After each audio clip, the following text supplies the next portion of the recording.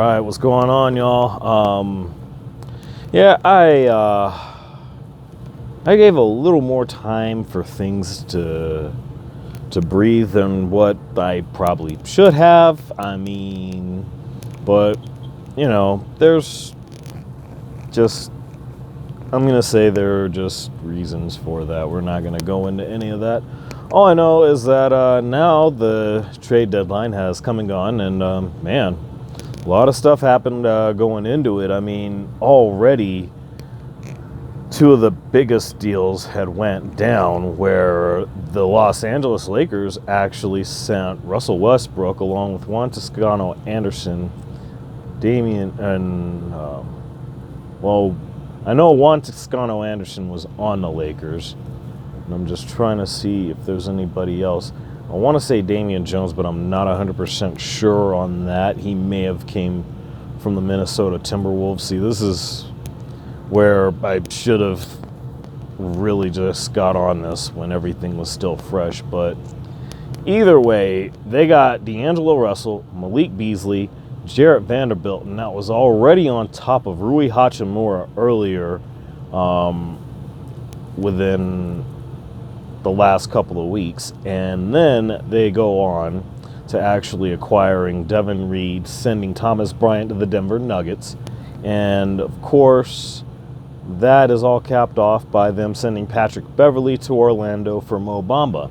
Now, none of those names are necessarily going to put them over the top per se, but depending on what you're able to get out of LeBron and Anthony Davis, I gotta say, this is going to be one of the more competitive teams in the Western Conference.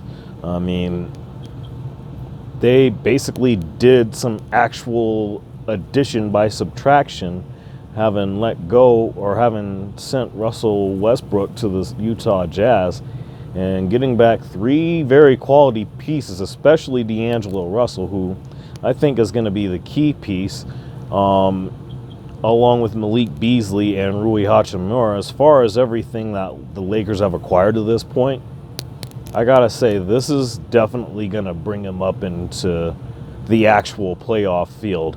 Maybe they're in the play-in, I don't know. That's kind of hard to say. Last time I checked, they were 13th. But I gotta say, this has gotta be good to where they can turn things around. And if not, as long as they're able to keep a lot of these guys going into next season, and whatever changes they may make along the way in the offseason, I gotta say the Lakers could be looking good going into the 2023-2024 season. But all of that remains to be seen.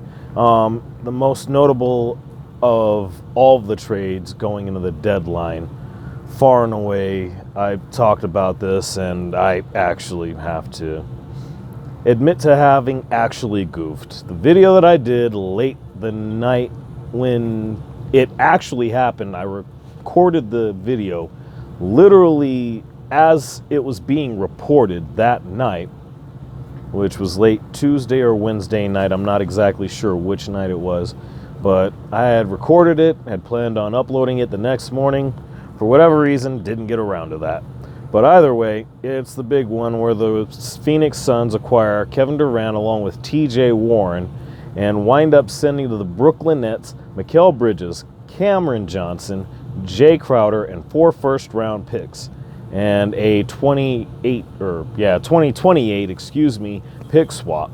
Now, this is literally one of the biggest, if not the biggest, deadline deal in the history of the league. And for me, I talked about this months ago, and honestly, this is working out a little differently than what I had anticipated. And what I find really, really baffling is that this was a deal that didn't include DeAndre Ayton, and more so because of the fact that, well, this would have been the time to move DeAndre Ayton if that's what you wanted to do. But early in the season, or early before the season, of course, they had to match the offer sheet that the Indiana Pacers gave to DeAndre Ayton. And now, of course, He's on for, I believe, $30 million a year on the salary cap for the Phoenix Suns. So they're rolling with him now. And now that Robert Sarver is out as owner of the Phoenix Suns, they have a new owner now. They're all in with DeAndre, and so far he's been up and down. I mean, recently he's had better performances.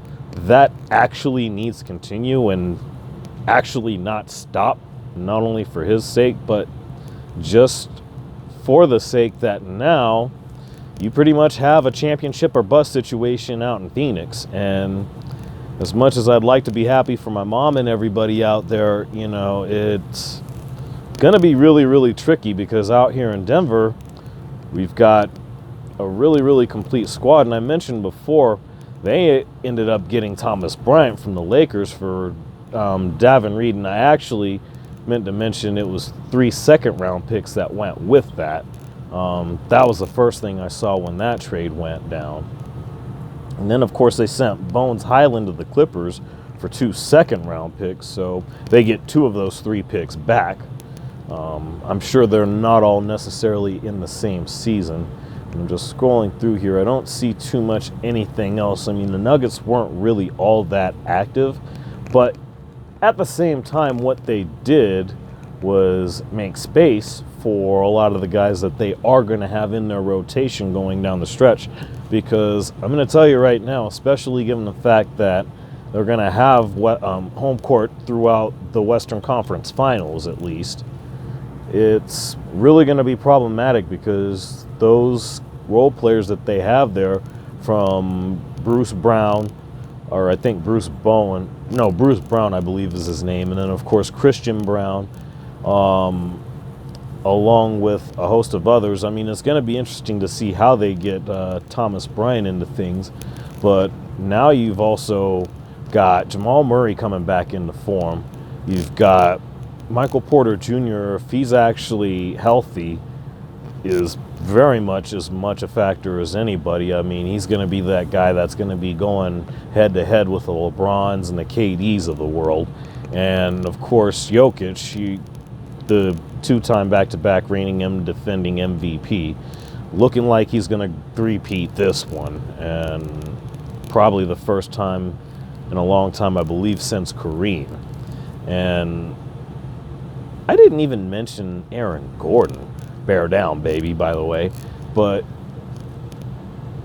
this dude, Aaron Gordon, has come along and has actually, and I mentioned this to my uncle, is becoming every bit of what Blake Griffin was probably supposed to be. He's a little bit more complete. He's every bit of the shooter that Blake Griffin has become. He's really good at moving the ball, which that fits in well with everything that Jokic does. I mean, you've just got really good quality ball movement amongst everybody that's on the floor, especially with Aaron Gordon out there. And forget about it with Jokic and Murray. I mean, really and truly, you've got guys out there that are capable of facilitating one way or another, and it's actually quite incredible to see. The question now is, how are they going to be defensively when it comes to the playoffs? Because that's really where it's come back to bite them. I mean, it's going to be their best opportunity by far that they're going to have to win the championship this year. But right now, between them and the Memphis Grizzlies, I'd say those are the favorites. But expect Phoenix to be in that mix as well. That being said,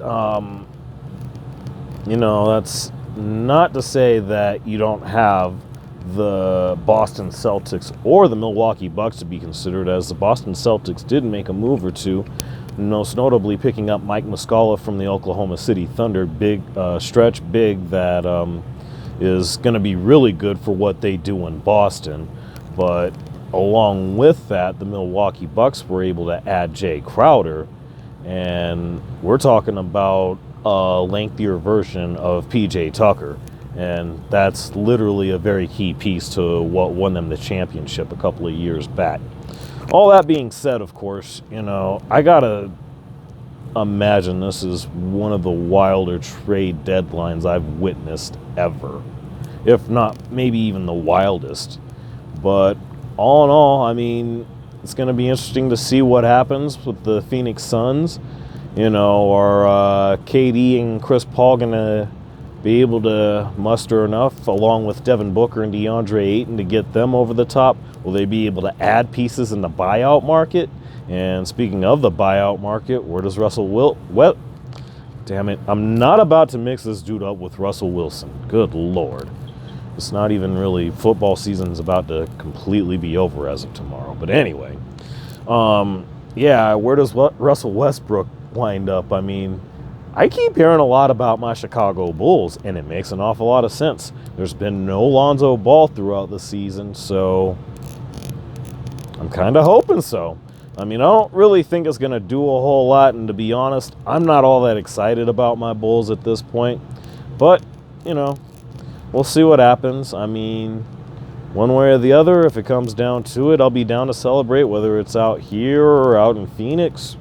I mean, I'm going to be rooting for one of those situations. But either way, let me know what you guys think. What was the biggest, well, I don't even need to ask that. What was the biggest deal to y'all about the trade deadline? But let's do it this way. What do you guys see happening now that the trade deadline has come and gone? Let me know what you guys think down below. You know what it is. Like, share, subscribe. Thanks for being here, and stay tuned.